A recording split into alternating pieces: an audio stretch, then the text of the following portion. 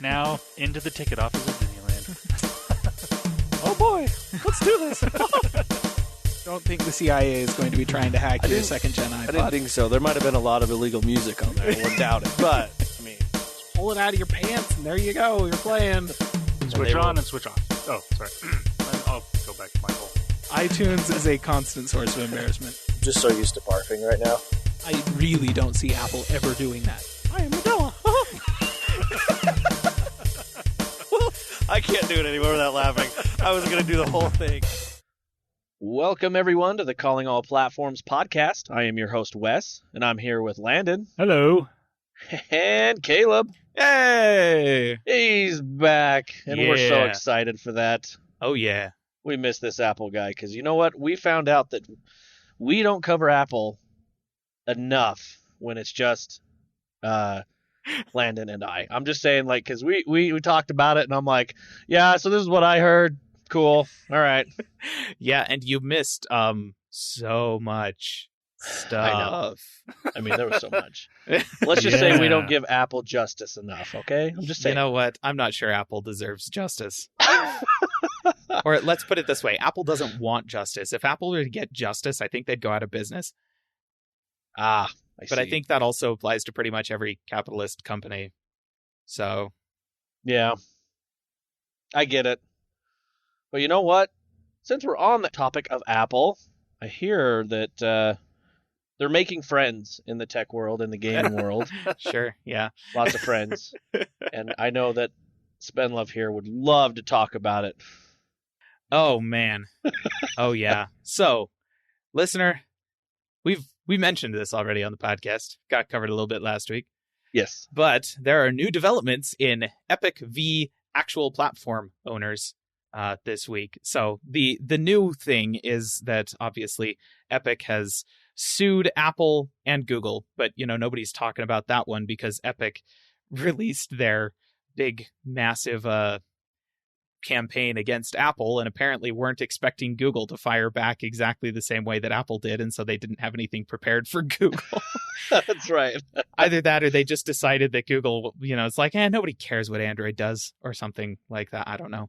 Anyways, Apple fired back. This is the Empire Strikes Back portion of the story, except it's kind of like Epic is the Empire too. So So imagine that the first Star Wars movie was the Empire blows up the Empire's Death Star, and then the second Star Wars movie is the Empire attacks and defeats the Empire for blowing up the Death. Anyways, that's basically what we're at here. So this is basically the Empire versus the Sith. Yeah, there you go. Sure. There you go. Yep. Nice. Yep. And which one is the Empire? Which one is the Sith? You know what, listener? It doesn't matter. Nope. The point is, neither of them is really in the right here.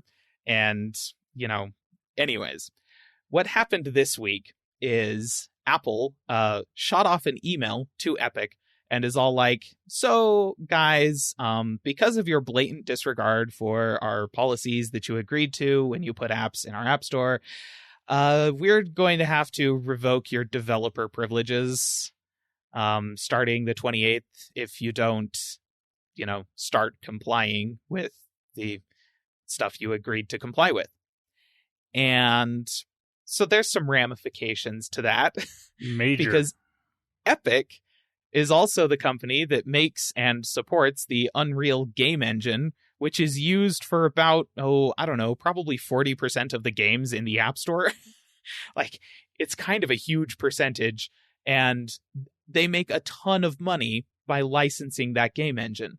So that's a massive hit to Epic's bottom line, and also would be a hit to Apple's bottom line. Yeah. But Apple seems to be taking the position here of, look, if you don't want to play within the bounds we've set up, that's fine. But that means you don't get to play within any of the bounds we have set up. So be gone. What's kind of hilarious is that in response to that, Epic then filed another emergency lawsuit to try and get the state of California to stop Apple from revoking their developer accounts because this was an emergency thing. And Apple refiled to that suit by basically saying it's an emergency entirely of Epic's own creation. If they were to just remove the one thing from their one app, then none of this would happen. It would all go away. Yeah. And then Apple released a little, an email that Tim Sweeney sent to Apple before all of this started.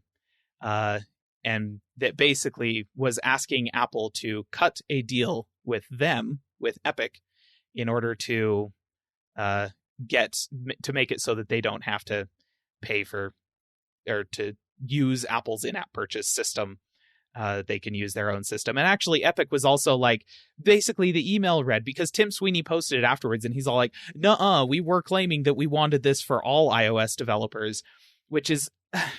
It's kind of stupid, Tim. Yes, you did put that at the very end of your email as an afterthought. Sure, you did do that. But most other app developers don't have the ability to do the stuff that Epic does because they're not these giant multi-billion-dollar conglomerates. They can't process their own payments because they don't have their own purchasing system. They can't distribute their own apps because they don't have their own app store. And basically what Epic was asking for in this email was that Apple make it so that they can put their own game store on there. They can put the Epic Game Store on there and let it function exactly the same way as Apple's App Store does, and without being subject to any of Apple's purchase sharing agreements, which would basically mean that Epic would be able to put their own game store on there, and then they would be able to collect royalties off of people making purchases inside their app. But Apple, who makes and provides the platform, wouldn't be able to do that. It's a really stupid thing to ask. And so Apple was obviously like, no. And then this whole thing started immediately afterwards. So listener, they're fighting with each other over this. I mean, let me just break down my opinions. Is Apple's 30% kind of high? Yes.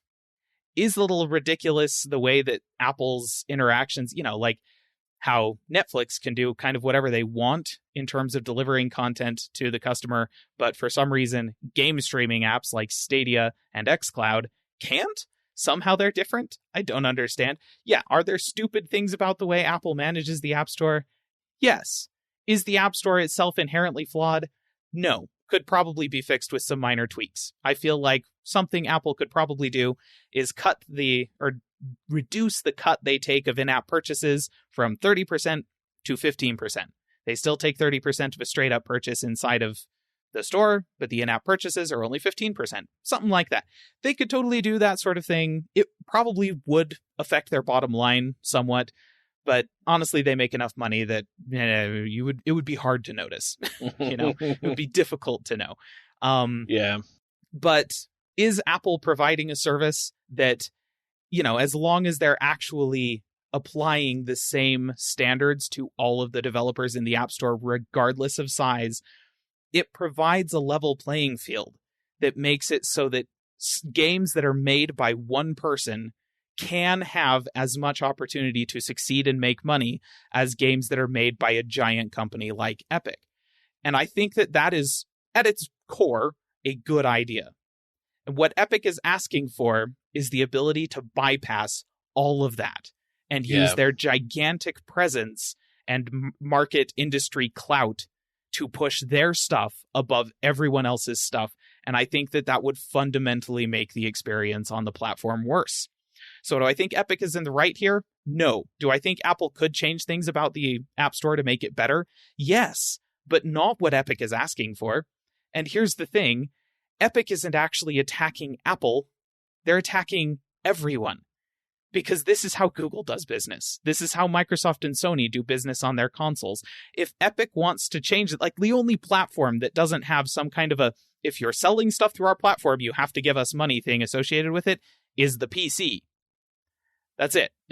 True. Epic has that. That's their one argument. Every other console, every other platform, they have this kind of if you exist here, you have to pay for it. If you're on Sony, if you're on the PlayStation or the Xbox, you're paying a subscription fee to access multiplayer, and a cut of that, that goes to the company. and then they provide these services for other people. Does Epic have the ability to provide multiplayer services to companies without going through Microsoft or Sony? Yes. Does every developer have that opportunity? No. And by insisting that companies do things their way, these platform owners are making it so that the playing field is level for all of the developers, which means that Epic has to actually compete on the strength of what they make instead of just on the size of their company. And I think that's a good thing. And I think that it's a stupid fight. And I think that Epic is going to lose it. I don't know what they were thinking. It was kind of dumb of them to do it this way. Anyways, but the fact of the matter is, if they continue to attack the platform this way, they're going to end up fighting with Google and Microsoft and Sony. And if all of those companies ban Fortnite, then suddenly Fortnite is making zero money, because I guarantee that the actual money they make off of PC sales is like a tiny fraction of the profitability of that game. So just all around, it's kind of a stupid fight. I don't think Apple are the good guys here. Like, don't get me wrong. I'm not really defending the stupid things that Apple has done related to the App Store.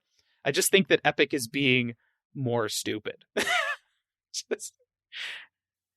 Yeah, I mean, it's like you said, Apple. That's how they're going to make the money. Like, you can't just cut it that way. I know they were talking about trying to include like Microsoft, and they're like, well, they didn't let xCloud on there.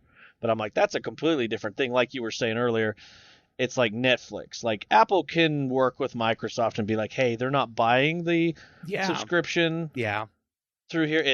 It's they have the subscription, they just want to play it on. Yep. Like, it's like Netflix. And honestly, Hulu, and I've said it. I think that the whole thing with streaming game apps is that they have not updated their terms and conditions to match what has changed in the marketplace, and that they will update that. It'll probably take a month or something like that, but I fully expect within the next couple of months, we probably will see xCloud given the green light to be on the App Store. Because of public pressure, I think that those changes will happen. And whenever the public pressures Apple to make changes like that are just obvious, and it's kind of surprising that they haven't already been made, Apple does make those changes. That's how the Steam streaming app, in-home streaming, did get onto iOS finally. It took a few months, but it got through. But I don't think that what Epic is pushing for is at all related to any of that, because companies like Spotify that are just like, Apple needs to reduce the amount of money, the cut that they're taking on in-app purchases or something like that, because it's stifling our ability to compete with them when they obviously don't have to take their own, a cut of their own stuff because they own the service. Anyways, you get what I'm saying. Yeah. The point is, I understand the vast majority of companies that are having issues with Apple, and I feel like Apple is probably going to respond to most of those things. But this thing that Epic is doing is totally different, and I don't think that it makes sense at all. So anyways, there you go. That's my take on the whole Epic versus the platforms deal, because make no mistake, this does not stop with Apple, because Apple are not the only ones that does business this way. It's literally everybody. Right. One argument that I have seen, I don't know if Epic brought this up or I've just heard it from other places, is that, and this doesn't really hold out in my opinion, but that Apple makes a large portion of their money from hardware sales, whereas Sony and Microsoft, yes, they make some money off PlayStation and Xbox, but most of their money is coming from the game stuff. Now, granted, Apple's margins now are slowly going more and more towards services. Actually, not even slowly anymore. It's getting quicker and quicker. That's going to be their biggest thing. So that argument is technically there, but it's not. Yeah. So I mean, and I agree with you. I don't think Epic is going into this thinking they're going to win. I think they're going into it hoping that something changes, and I think something will. But I don't know. And I also agree that I mean, Apple is not the good guy here, and Epic is not. Nobody's the good guy in this situation. No, because make no mistake, Epic is not fighting for your rights as a consumer. Epic is fighting for their rights to make more money off of you as a consumer. They don't care about your rights. Yeah. They just want the ability to charge you more money and get more of your money, kind of thing. That's the thing. Yeah. Epic was all like, yeah, if Apple wasn't taking their 30% off of these these in-app purchase things, then the consumer would save money, right? And I'm like, no, Epic, you would continue to charge your consumers the same amount of money. You would just take 30% more of it. Right? It's not like Epic is going to give you a deal. Even when that's like maybe my favorite part of this whole thing. Even when they did introduce their whole buy this thing through the App Store and pay $10, or buy this thing through us and pay $8. It's like, okay, sure, that is cheaper.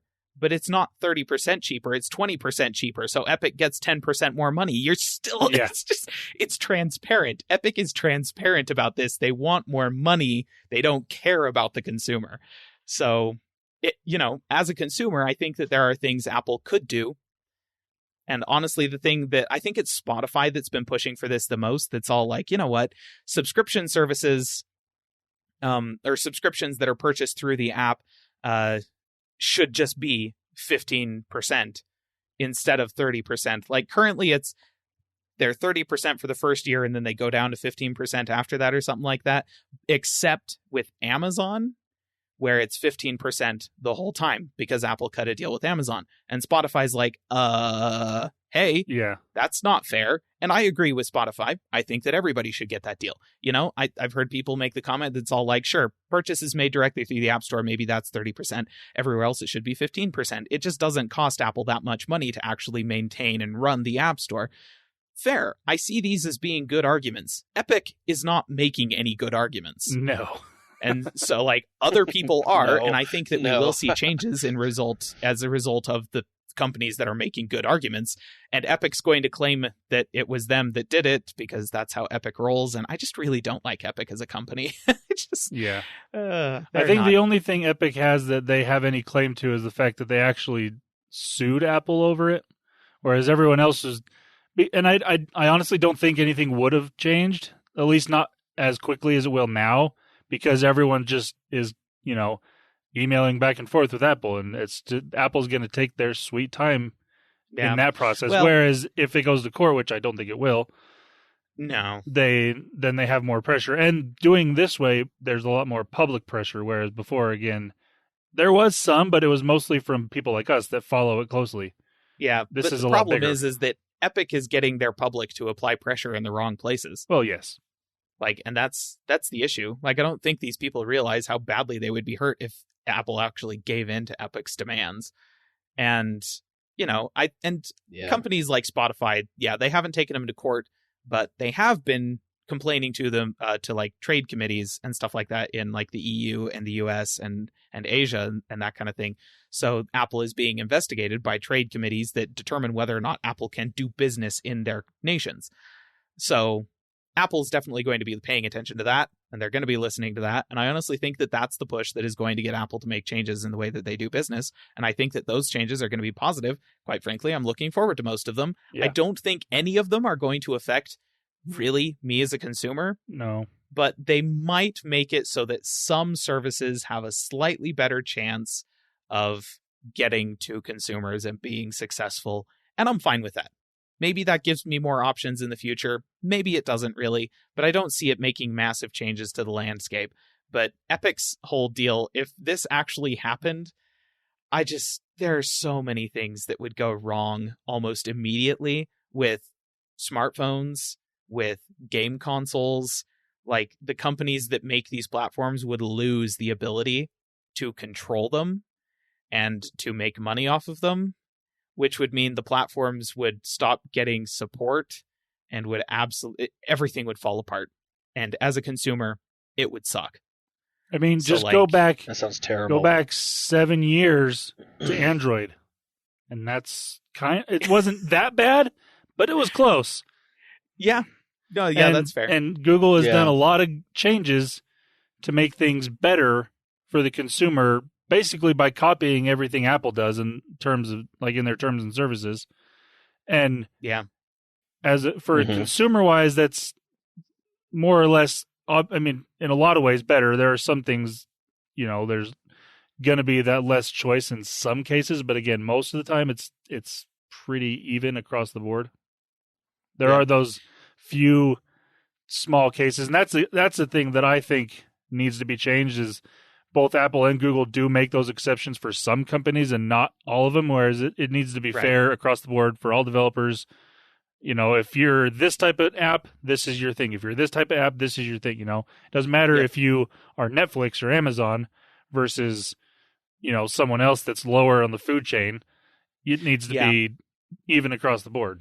I totally agree. And that's kind of the thing. Like, you think about the one platform, like technology computing platform on the planet that is unrestricted by this kind of thing. It is the PC, right? Yeah. And what is our single most common piece of advice to anybody using a PC?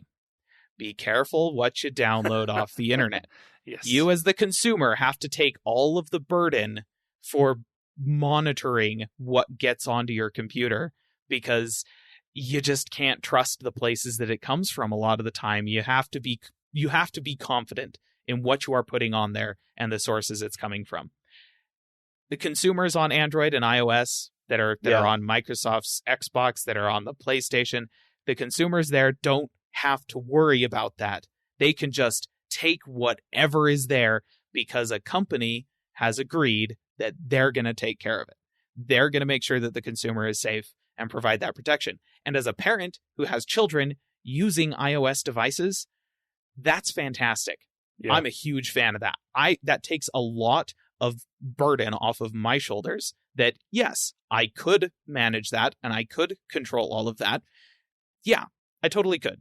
And honestly, my kids have PCs and I've taken steps to make sure that that's not going to be a problem for them. So yeah, that's something that parents need to make sure they're paying attention to. But as a parent, it's a lot easier to just say, use this platform that I know is going to be protected. That's just so much simpler than having to monitor literally everything they're doing all the time.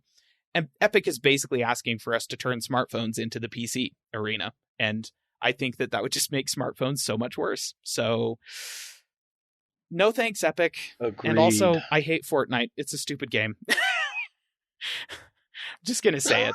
I honestly think that if the only thing that comes out of this is that Fortnite dies, frankly, that would be a huge win. I mean, the only two things that's making Epic any money is Fortnite and the Unreal Engine. Right. And you know what? Honestly, the Unreal Engine is a great game engine. Frankly, Epic, you can continue selling everybody and collecting license agreements on the Unreal Engine. But you know what? I think that if you should be allowed to use Apple's platform without paying Apple any money, then everybody in the world should be allowed to use your game engine without paying you any money. I think that's only fair. So... Yes. I agree. There you go. Give your licensing for free to Apple. Although they probably don't make that much off that compared to Apple's off the game engine. Well, that's store, the thing. So. No, they make tons of money off the game engine. Unreal Engine. Well, I meant just to Apple. Like Apple itself. That's what I meant. Probably not. But I mean, that is honestly, everybody talks about how Fortnite is this huge moneymaker for Epic. It is. Don't get me wrong. But they make most of their money off of the licenses for Unreal Engine, because that thing, it just goes in perpetuity. Yes. Once somebody has sold more than like 500,000 copies of a game, they start taking like 30% or more of the profits of the cost of each copy of the game that's sold after that for licensing the engine. So if your game is really unpopular, then sure, Epic doesn't make any money off of you. But if your game is popular, then Epic makes crap tons of money off of you. So I don't know. Yes, it does. Seems a little disingenuous. Anyways, that's enough of that. I am sure we will hear more details about this, but in short, they're both giant companies that want your money. Nobody's the good guy in this, so don't be picking a side and rooting for it or anything like that. This is the new Apple versus Samsung. It kind of is, yeah. Samsung were jerks for ripping off Apple's phone. Apple were jerks for patenting a square. This is the same thing. Yeah. Okay, I have one other piece of tech news that I want to touch on really, really fast. Because But before you do. Before I do? Before you do. Okay. Since we're talking about this, dear listener, if you do like Fortnite, Fortnite is doing a anti-Apple event in Fortnite. Yeah. Where you can get exclusive hashtag free Fortnite stuff. Well, here's what I don't get about this. I feel really bad for all of the folks that have Fortnite through the Google Play Store. They're not getting included in any of this. Nope. They're in the exact same situation. They're not going to be able to compete in next season. They're not going to be able to download updates for the thing because Google pulled Fortnite out of the Play Store. So they're not getting any of this either. But nobody's talking about them. Nobody's paying any attention to them. Like, come on. Yeah. Come on. By the way, people are now putting up on eBay and stuff phones that have Fortnite already installed. Yeah, and don't selling them for a lot of money. Don't buy those because once you sign into your account, it's gone. Even if you don't do that, by the end of this week, Epic is going to have pushed an update to the game that's going to make it so that you can't connect to the servers anymore. Yeah. Because your version will not be in sync. And so you won't be able to play it. So this is really dumb. It's Flappy Bird all over again. It really is Flappy Bird all over again. Except Flappy Bird was a single player game, and so you really could just keep playing that in perpetuity as long as you had it installed. Whereas Epic is a multiplayer game, and as soon as they push an update to the servers, you're just SOL. Yeah. I figured I'd mention that on the other side too, but I thought it was hilarious. They are focused so hard on Apple, and I'm like, they have been planning this for months. Yeah, I mean, they have it's been an planning in-game this event, for months. a video, like all this stuff. Yeah. Like it was there's pretty much a fishing. Skin for the game based on the video. Yep. It's ridiculous. And that's like the funny thing to me is that, Apple's original 1984 ad was about Apple trying to take down the establishment. It's kind of, not an ideal message for a company like that, but also it made a little bit more sense for Apple in 1984 than it does for Epic in 2020. I'm sorry, Epic, you are the establishment. What are you talking about? You gotta have a little bit better argument. It's going to be really interesting to see how this shakes out. Anyways, so anyway, go ahead. I wasn't here last week, listener, you may have noticed, and so I didn't get to weigh in on the conversation surrounding the what was the Pine phone? Is that what that thing was called? Yep. Oh my gosh, I want that phone so bad. It's currently not in stock on Pine 64's website. But I went to their website and started looking at their store and discovered that something that is in stock is the 14-inch Pinebook Pro, which is a Linux laptop that uses 6 ARM cores. So technically 2 different processors. One of them's a dual core, one of them's a quad core, one is more powerful, one is more efficient, so on and so forth. This is a $200 laptop. These folks are selling everything on their store at cost. And I love it so much. I might buy this laptop just because, ARM-based. It'll run all the same distros of Linux as will run on the phone, as well as a few others that are optimized for ARM, but not optimized for small screens. And $200. Might very well pick this thing up. They have a non-pro version of the laptop that's only $100. That has a 13-inch screen that is a little bit lower quality. But this thing, it's got AC Wi-Fi, it's got Bluetooth 5, it's got USB 3 Type A and Type C ports on it. It's got a 1080p display. It's not an astonishingly awesome laptop or anything like that, only 64 gigs of onboard storage and 4 gigs of RAM. But for a lightweight ARM-powered or ARM-based distribution of Linux, this is probably plenty. And it only costs $200. It's basically a Chromebook, except you're running Linux. Which means all of the apps that work on every other version of Linux are probably going to work here too, because it's just a matter of somebody having to compile them for ARM. Yep. Pretty straightforward. And in the Linux world, that kind of thing just happens, You don't even have to know how to do it yourself. You can just find somebody that's already done it and ask them for their files. So yeah. I might be coming back. If I'm not coming back here in the next month with a review of the Pine phone on the podcast, then it's probably going to be a review of the Pinebook Pro. And it's because the Pine phone is still not in stock. Right. And that will come later as soon as it's in stock. That's so awesome. See, listener, we told you this was going to happen. We knew it was going to happen. Yeah, last week when he was describing this, I'm like, oh my gosh, why isn't Caleb here? Like, this is so you. Absolutely called it. I am seeing on this also, they have a Linux tablet with a detachable backlit keyboard for $120. They do. I thought about getting that one too, but then I looked at the specs and compared those to the specs of the laptop, and I'm like, I think I'd probably prefer the laptop, but for $120, I mean, it's just, it's hard to go wrong. It's a 10-inch tablet. Phone. Yeah, it's not even like a small crappy tablet. It's a reasonable tablet. Oh, they have a watch. Such a cool site. They do, yeah. Oh my goodness. It's like a development kit. So there's not necessarily versions of Linux that are optimized to run for it yet. So if you're a Linux developer, you can get their watch development kit and start making watch optimized Linux stuff. It's $25. It's super cheap, yeah.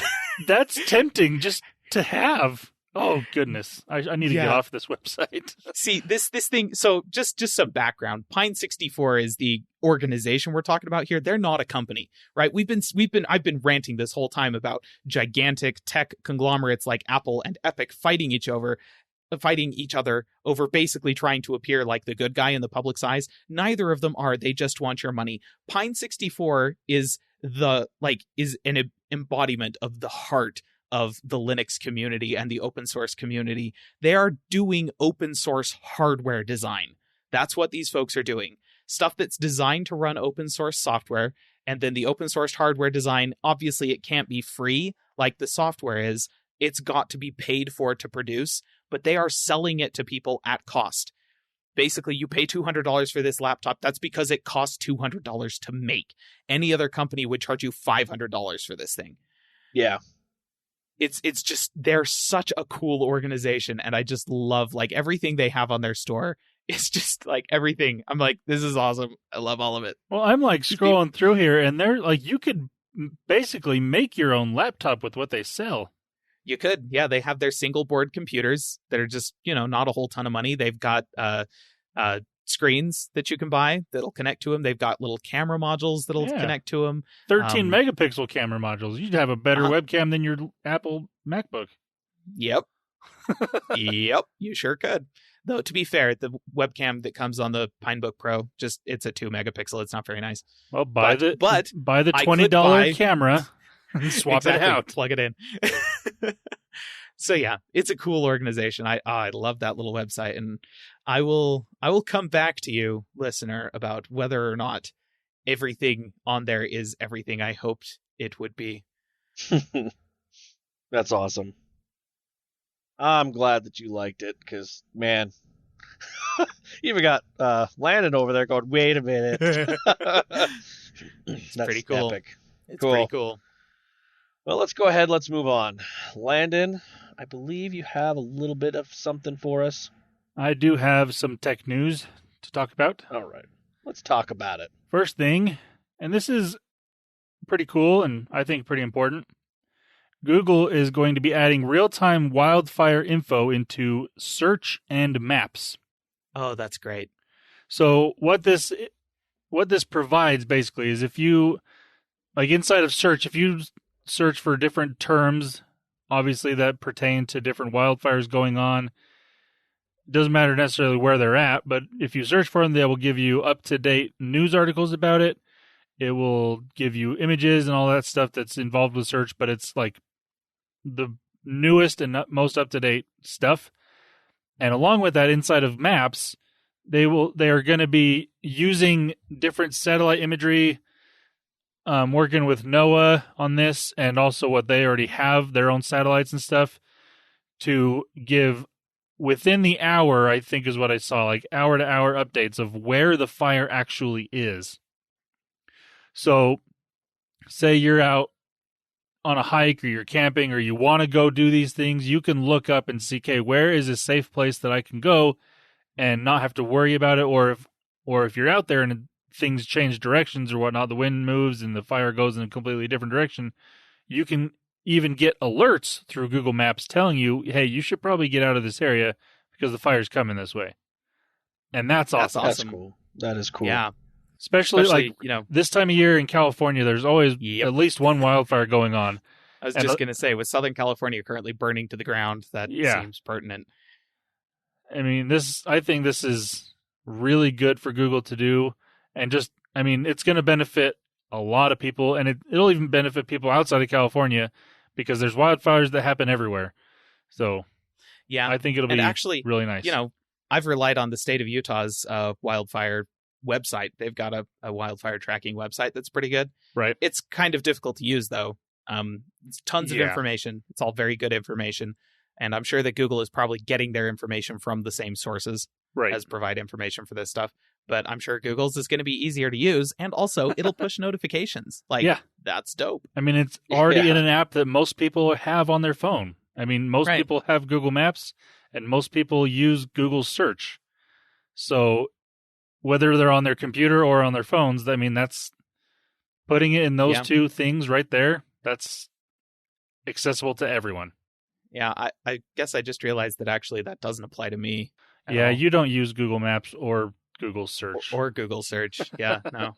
So, okay, I'll just continue using the state of Utah's website, I suppose. Well, if you plan on going camping anytime soon, again. Yeah, that's fair. I mean, I went camping. Fortunately, there were no wildfires. Yeah. It was actually kind of funny because, I told my kids the reason that we weren't lighting a fire when we went camping was because there's fire restrictions currently. We don't want to start any wildfires. So we just used a propane stove. And then this past week, everything here has been incredibly smoky because of giant wildfires in flipping California. Yeah. And, my kids asked me, they're all like, so where's all this smoke coming from? And I'm like, well, it's coming from wildfires. And they're like, oh, did somebody light the canyon on fire? And I'm like, no, not wildfires from where we were. Just somewhere else entirely. It was an interesting conversation. They were a little concerned. Yeah. So I'm glad Google's doing this. This is going to be, I think, extremely beneficial. Absolutely. All right. Some general tech news I wanted to mention that I thought was really interesting. So ZTE has announced that they're going to unveil a phone. So they're announcing the unveiling of a phone they've announced, but not really. But it's the Axon 20 5G. It's going to be the first phone with an under-display camera. Whoa. So they kind of have an image of the phone, like the top half of the display of the phone, and there's no notch, there's no cutout, it's just screen. And so this will be the first phone, if at least the first major phone, if not the first phone, to have an under-display camera. At least consumer phone, I guess is say, because there's been concept phones at CES for the past couple of years that have had this, but this will be the first consumer-based product that I know of that has this. That's cool. Yeah. That's cool. I'm trying to see when they're supposed to announce this. I believe they say next month, sometime in September. September 1st, that's what it says. That's the launch event. Perfect. Nice. Well, you know what? And on the flip side of cutting technology, did you hear about Blackberry? Yeah. They sold the Blackberry rights to somebody else again. Yeah. Who was it that was making phones for him before? Was it ZTE actually? It was somebody like that was making Blackberry TCL phones. was making the phones. Oh, TCL. Okay, yeah. And but so they don't basically stopped. TCL doesn't own the Blackberry naming rights. They were just making the phones, I believe. Right. They were licensing the rights, and they were all like, we're not going to license the name anymore. We're just going to stop making BlackBerry phones. But BlackBerry did manage to find somebody else to license the name. Oh. And it's like some startup company that's going to be releasing a BlackBerry smartphone early next year. Just with a keyboard. With a physical keyboard. Because that is the only reason to buy a BlackBerry phone. This is... I want to say sad, but at this point, it's actually kind of almost impressive that they have managed to hold on for this long, despite the fact that they ostensibly died a decade ago, Yeah, so the company is Onward Mobility, and they're working with the Foxconn subsidiary FIH Mobile Limited to be making these phones. Oh man. And they're that's saying amazing. a new 5G BlackBerry phone will be coming out in 2021. Yep. The only thing that keeps this alive is because BlackBerry was so popular in the early 2000s. And there's so many people that just are dying on that hill that they still, if they have the option, will use a BlackBerry phone. That's the only reason people keep trying to do this, because they think, oh, I'll make a quick buck, because they will. Then it'll die out within 6 months and they'll be losing money again. But, they'll make some money quickly for a second. Yeah, what they ought to do, they ought to just like make a single manufacturing run and then just, that's it. That's the lifetime of the phone. Yeah. They ought to do like Pine 64 is doing, because that's how they make their phones. They get a sponsor on board, and then they brand the phone after that sponsor, do a single manufacturing run, and then once that thing is out of stock, they go find another sponsor and do it again. Not a bad idea. They ought to just do that. Oh man, maybe we should get a Pine 64 created BlackBerry phone. That'd be interesting. Well, when you order your laptop and or phone, send an additional email and be like, hey. Yeah, here's a suggestion. That's awesome. But that's all my news for this week. Sweet. All right, well, let's go ahead and move on. There isn't very much going on in the Microsoft world, or even Xbox world, just because Xbox and Sony are having a who's going to draw first yeah. on pricing. It's a standoff. I'm going to be honest. It is driving me nuts. Yep. Oh my gosh. I for some reason I thought this week was going to be it, because there's nothing going on. So I'm like, perfect time for at least one of them. Nope. Sony, the biggest thing they said that Sony had to come out was, someone was like, yeah, an executive said this is going to be the biggest lineup for Sony. Of course he did. He gets paid to say that. Yeah. And I'm just like, why is this news? And people are going nuts over this. Like, there's nothing going on right now, and I hate it. Yeah. It's the worst. But well, it'll happen. And like I said, next week. It'll probably happen next week. Yep. But we'll see. But let me tell you a couple things on here on the Xbox side. We're going to talk a little bit about Game Pass. We're going to talk a few games that are coming out the remaining end of August, as well as the beginning of September. We're going to talk about ones that have already come out, actually, as of recording. The one I did want to talk about was Microsoft Flight Simulator. That's a huge one that's come out. Literally I have not huge. Downloaded it. It is. I have not downloaded it myself, but we convinced Spendlove to do it. you need 150 gigs of free space to download this game. And a data cap to support that. Yeah, actually, as soon as you download the thing, you get it installed, and you start going to play the game. And this game is, to be clear, it is a massive technical achievement, and I'm very impressed with it. They're streaming real-time maps data, traffic data, weather data down out of the cloud, so that wherever you are in real world, that is what it is. Like, you can see traffic built up on freeways that is actually there in real life. If you see a non-player controlled plane landing in an airport, that's because in real life, there is actually a plane landing at that airport. It's crazy. But one of the first things they do when you download and start setting up the game is they're all like, hey, do you want to stream all this stuff from the internet and possibly absolutely destroy your data cap? Or would you like to not do that and have a worse graphical and visual experience? And I was like, okay, just stream everything. I'm going to keep an eye on my data cap. But then it's all like, hey, when would you like to warn us when we've run through a certain amount of data? You want 500 gigs, or do you want a terabyte, or when do you want these warnings? And so I set it up to send me a warning at I think 500 gigs, and then to start limiting my data usage at 600 gigs or something like that, just so that I keep an eye on it.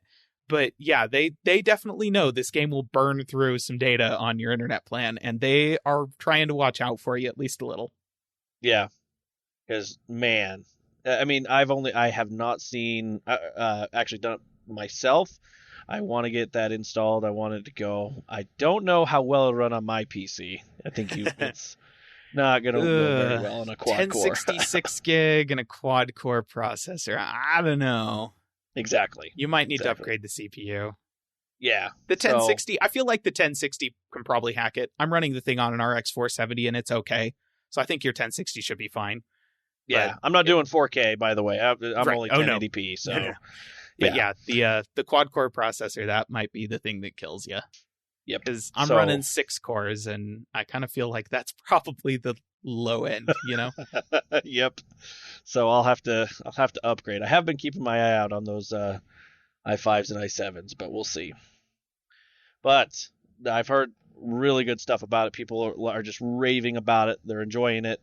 Oh, it's great. Which is exciting. Yeah. It's a really impressive game. And that is PC only as of right now. Obviously, people are speculating, oh yeah, this is coming for the next Series X, which, I mean, it's got controller support already, so it wouldn't be hard for them to be like, here you go, green light, boom, on the Series X. Though, you know, even with controller, because that's how I played it in the few minutes that I did get a chance to sit down with it, they had a few things that in the tutorial, they're all like, hey, now use your keyboard for this. And I'm like, wait, really? It's like, I mean, I get there are a lot of controls in the cockpit of an airplane, but yeah, there were a few things they're all like, yeah, you have to use your keyboard to do this thing. And I'm like, wow, okay. Well, even they're doing the initiative for keyboard and mouse support on Xbox anyway, so it's true. I imagine they'll probably get it sorted out to just controller, and like, I don't know, maybe there is some way to do it just controller, and because it detected I had a keyboard, it did some kind of hybrid thing for me. But yeah, I don't know. I'm sure it'll run great on the Series X, though. Yeah, that is, dear listener, on Xbox Game Pass. It is I believe there's 3 versions of it. That's just kind of the base version. Yes. And if you can upgrade if you want to, but those versions are pretty expensive. I mean, it's close to $100. Yeah, for the top tier one.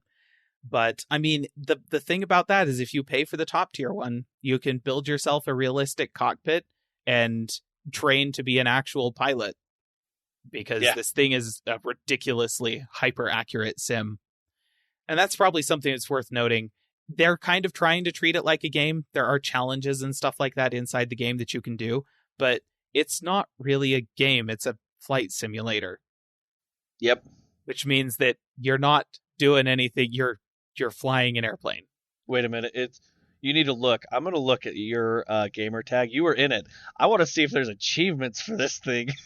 There are achievements. Are there? Like, I wonder what they are. Like, I think they're all associated with the challenges and stuff like that. They have challenges where it's all like, okay, you're in this airplane, you have to land at this runway or something like that, and they give you points for how well you do.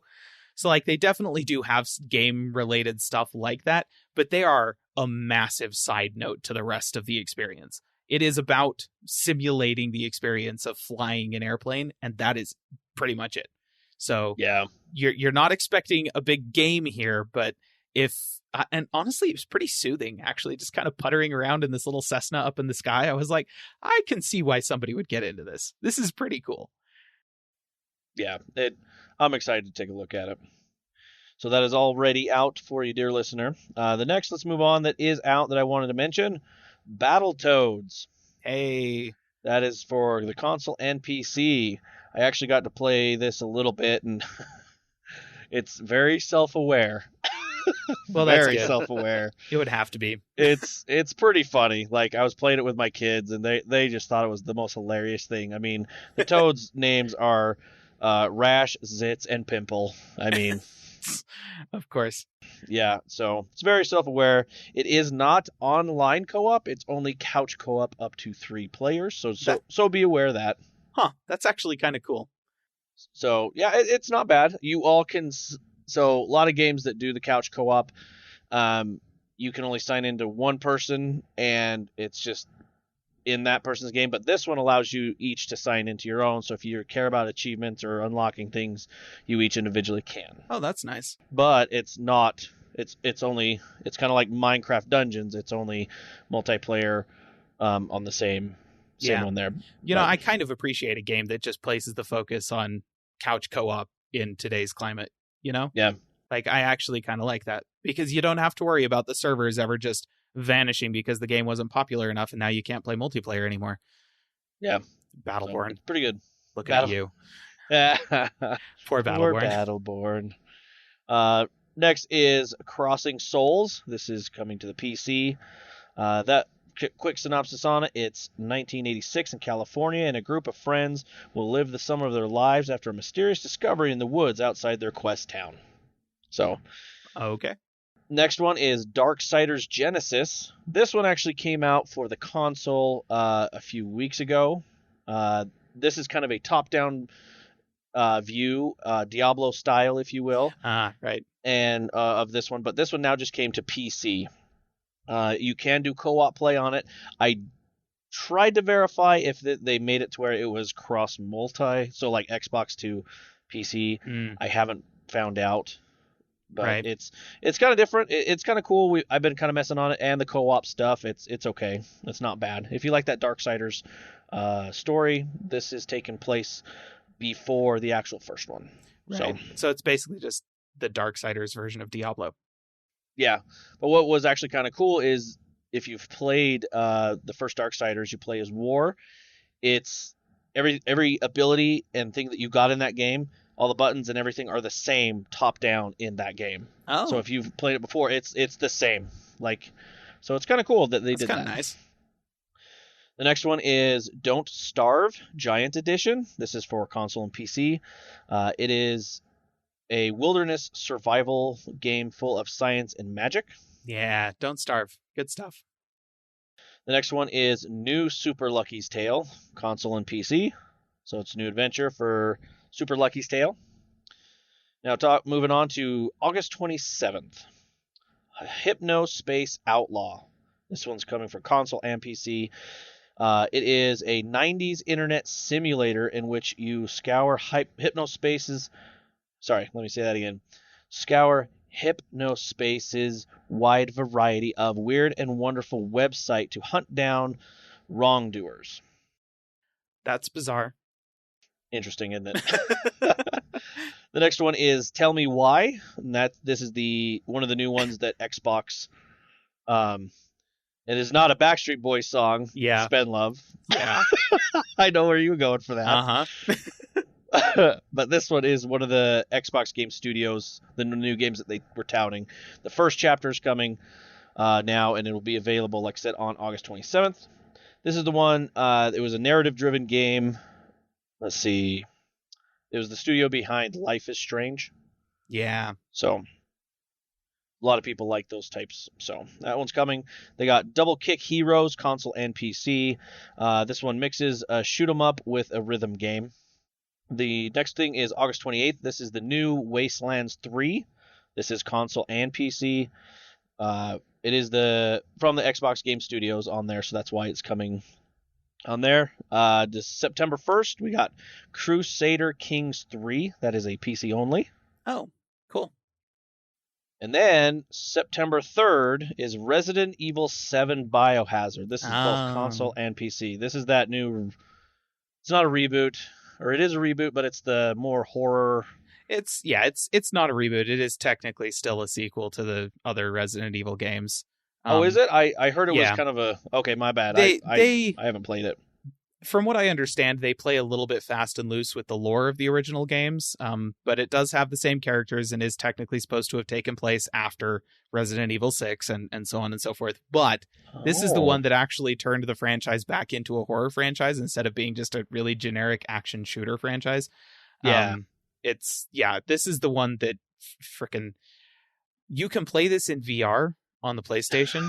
That's right, yes. And from what I hear, that actually did cause quite a few panic attacks for the people that were brave enough to try it out. Yeah. It's a nightmarish game, and I will never play it. I just... Well, I'm assuming because it's September, heading into October, these certain games are probably going to hit Game Pass pretty quick, like Friday the 13th, all the horror games. Yep. Probably Goosebumps for kids, things like that. But that's as far as they announced. But yeah, for both console and PC. I love that they're supporting both for people for console and PC. I just think it's cool. I like the idea because there's some games on for Game Pass there. I'm like, I don't know if I'd spend a lot of money on, like, honestly. So we played Crackdown 3, like one of the first games you and I played together. Yep. And that's one that I was so on the fence of actually buying, but they were like, oh, it's going to come to Game Pass. So I was like, oh, okay, that works. But it gives you exposure to these games that you're not sure buying. And like, that was basically my review of Crackdown 3, is that it is not a game that I would recommend anybody go buy in a world where Saints Row 4 exists. I would, even though Saints Row 4 is kind of old, I would recommend you buy that over Crackdown 3 because it is just more fun. It's more personable. It's more enjoyable. The mechanics are done better. It's very similar game, scratches all the same itches, but just does it a little bit better than Crackdown 3. But if you already have Games Pass, Crackdown 3 is a good game, and I would recommend that you download it and play it. Like, it's such a bizarre situation, but it was so fun. Like, if you are paying for Games Pass, then Crackdown 3 is a blast. You should play it. If you're not paying for Game Pass, don't buy Crackdown 3, Like, it's so weird. It is, and it's fun. And I've been very happy about Games Pass, enjoying it. And just because, like, I mean, for example, you're a prime example. Like, you wouldn't hop on the Microsoft Store. You wouldn't buy a lot of these games. I mean, what was the game you did buy? Sea of Thieves. You bought that one. I bought Sea of Thieves because I love the sailing. That's pretty much it. And so I might other games you wouldn't have. I might actually buy Flight Sim 2020. I gotta say that is it's an impressive thing, and I might very well end up purchasing that. But most of them I would not have even looked at, and yet a lot of them I have played because, I had them, and I'm not even paying for Games Pass. You just have to be willing to put up with Bing every day of your life. It's not so bad. I mean, come on. I mean, I put up with Bing for about like 3 minutes every day of my life. It's fine. That's it. I'm sacrificing 3 minutes of my time once a day to have free access to a bunch of games. Yeah. Have you gotten to the point where you're buying the 3-month subscription, or are you still on the monthly? I'm still doing monthly because it's still technically a beta. And so, like, the way that you have to do it, you basically just have to buy gift cards and then use those to pay for it. Really? For the PC one. Yeah. I mean, if I wanted to do Ultimate, then I could just buy the 3-month subscription for it or whatever. But the PC one is still kind of in a weird state by itself. But honestly, it's working out fine. Every month I do make a little bit more than I actually need, but you don't want to buy it too far in advance because then the gift cards expire. So, I just buy it a month at a time, but it works out fine. Well, not just that, you can also always, when you're checking, they always do certain things that are on sale, if you will. So then you can buy like 3 for the price of like 1.5. Yep. So, yeah, I get it. Or you'd be like, I remember I bought a year before they combined them to Ultimate. I had my year or my Xbox Live just always 3 months or 3 years ahead because I just build up the points. And then when it came time to within a year, I'm like, boom, get it. And I just kept the points. But then they're like, oh, you could upgrade to Game Pass Ultimate by just upgrading with what you have. I'm like, okay. So it's great. I think that there are a lot of people that are not gaming the system exactly the same way that we are. Otherwise, the system would not work this way anymore, Oh, I agree. So that's why I'm keeping my stuff ahead of schedule till it goes away. Like, honestly, I'm kind of glad that more people are not gaming the system this way, because if they were, then I wouldn't be able to do it. Right. So maybe don't do what I do, listener. You just maybe just pay for Games Pass. We'll reap the benefits. That's the good idea there. Awesome. See, what we need to do is get Game Pass for Landon so he can just play all the games on his phone. I mean, See? Yeah. See? Because he can just stream them to his phone. It's true, actually. Well, okay. I have discovered the PC-only version of Games Pass does not include xCloud. Oh, true. I apologize. Game Pass Ultimate comes with xCloud. It has to be Game Pass Ultimate. It's kind of made me a little bit sad. But then they were all like, hey, we're not going to be able to support iOS. And I was like, oh, okay, well, never mind then. Well, that's coming soon. Like, it probably will. It's just Apple got to be like, oh, yeah, okay. Because this is I'd be able to do it on my Mac, too. Like, Yeah. from what I understand, I don't think there's any limitation there. Yeah, so you'd be just fine. But I also have a gaming PC, so yeah, whatever. Although I think it would be so fun to stream with Landon playing a game just to see, like, Landon, we're playing this on hard difficulty. Let's go. Just to see me like, I don't know what's going on. I mean, you could do that with me. I don't play anything on hard difficulty. True. That was my favorite. Maybe not hard difficulty, but just I would love to get him on Sea of Thieves or something. You could put certain games on easy, and I'd be like, oh, yeah. I don't know. I think it would be fun just to get you in like Sea of Thieves or something. Stream it that way. That would be kind of hilarious. I mean, if I have enough points, I just give you like 3 months of it when it comes out so you can just try it. Just saying. I would probably want a controller of some sort. I'm sure you can get one pretty easily. I mean, you've got Caleb over there that can find one for like $5 probably.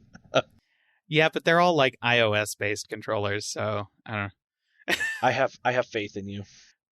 You also have a pile of controllers at your house, Wes. Come on.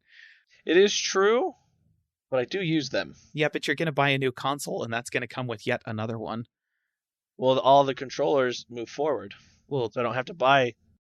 Yeah, but it's going to come with a controller. Come with a controller. Oh, I see what you're saying. So you're going to have at least one extra. I mean, you can give me your new one if you want. That's fine. See here, I can give you the Sea of Thieves one that glows in the dark. Ooh, fancy. Oh, that's fancy. It's pretty cool. I like it. No, I would. I'd loan it to you, if just to get you on to play some Sea of Thieves. That would be fun, or whatever game really. Mario Kart. Oh wait. No. That would be fun. See, you just got to get a Switch. There you go. You know, if you guys would get Mario Kart Tour and sign in, we could all play together. Oh, yeah, I suppose that's true. Fine. If you guys would all get iPhones and Apple Arcade, then oh wait. Oh wait. Oh, no thanks. Hey, I'm in the market for a new phone this year. Ooh, are you? That's true. I still haven't really decided thinking? what's going to happen. Oh my gosh. Here's what's going to happen this year. We're going to get around Christmas. Landon's going to buy an iPhone. I'm going to buy a Pine phone. And the world is going to explode. And Wes is going to buy a Surface phone. I'm going to buy a Surface. Gosh. No. Although that would be fun. And yours would be the most expensive. Yes, it will. $1,400. Look, guys, mine can go like this. Yay. And I'll be like, look, mine can turn off of the Wi-Fi antenna with a hardware switch. That is so cool, though. Like, it kind of is. Oh, just boom, off. Like, it's all like, cool. Oh, you don't want people to be able to have access to your camera? Why don't you just disconnect it from the phone? All right. That's nifty. So cool. So cool. It's like, I'd like to see an exploit get around that. Anyways. Well, dear listener, as you can tell, we are probably done with the podcast. Yeah, it's true. So, hopefully we get some more news coming down the pipeline on the gaming side for Xbox or even Sony. Heck, Nintendo, something. Somebody really do something, cool. Please. Other than Epic trying to get more seriously, money, somebody we need people to release their new phones. We need the new processors from Intel. We need the games. We need the consoles. Like, somebody just do something, please. We need good news, not people being stupid. Yes, good news. Good news, 100%. Tech industry. Let's go. That's your challenge for this week. Good news, please. Merry Christmas. Anyway, dear listener, thank you for lasting as long as you did with us with this slow week of news. And if you want to get a hold of us or let us know anything, you can definitely get a hold of us on our social media sites or callingallplatforms.com. There is a new video up on the YouTube channel you can check out. There is. Spendlove. Yes, there is. To go ahead and check that out at Calling All Platforms on YouTube. Dear listener, have a good week. Bye-bye. See ya.